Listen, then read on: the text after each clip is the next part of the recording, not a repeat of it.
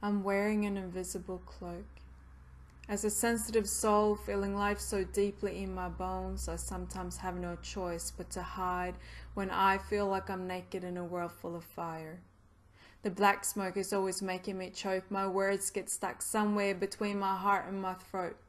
My cloak is what I put on to keep out the possible pain of heartbreak and rejection. The only problem is that when I do, my heart consequently gets locked inside, and the arrow of true divine love loses its direction. I inherited this cloak from my mum, from her mum, from the mothers of the daughters that came before us who got burnt at the stake, chased and raped by those who confused love with hate. Their voices still echoes in me as a fear to truly relate. Yet still I'm peeking out behind that wall, searching for more, wandering through the houses of my mind, opening doors. Every mirror that I stand in front is stained with the blood of the generations before. The armor shielding my heart really isn't just mine. These cellular memories are recycled through the tunnel of my spine, projected in my mind, dressed with an iron belt round my chest, welded in far distant times. The neurons in my brain often gathers in circles, telling tales of all the human hearts that have been pierced with the ice-cold sword of rejection before their eye.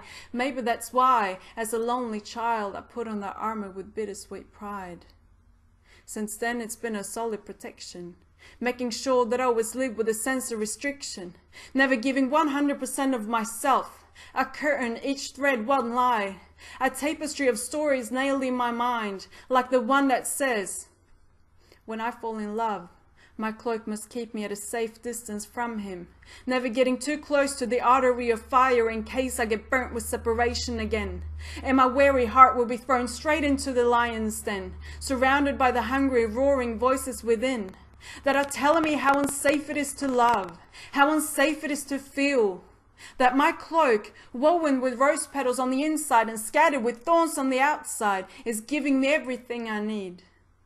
They're saying to stay underneath, tuck in my chin, sew up the holes and wrap myself in. Soft velvet against my skin, warm, protected, yet isolated with the need for connection neglected. Isolated with the need for connection neglected.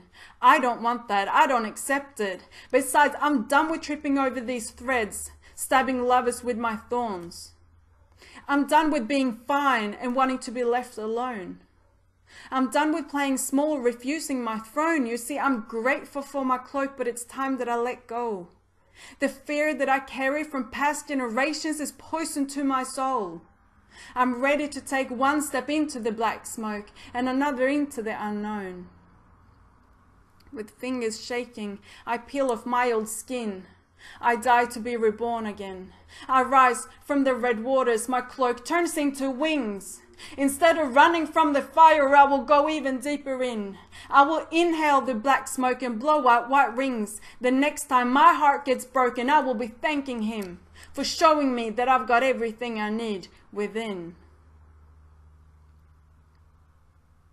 The roaring voices go all quiet in awe of my willingness to shift my form, and then in harmony they begin to sing, rejoicing in the liberation of my inner being like the very first flowers of spring. Welcome the rays of the sun, my true king, that cuts through everything, like the illusion that I can ever be separated from him. I'm his yin. We're all the same kin. We're all beautiful individual pieces of an even more beautiful whole. And I don't need that cloak no more. Divine connection will be my new protection, and I will find warmth in the pure joy of being naked, vulnerable and raw. That's what I came here for.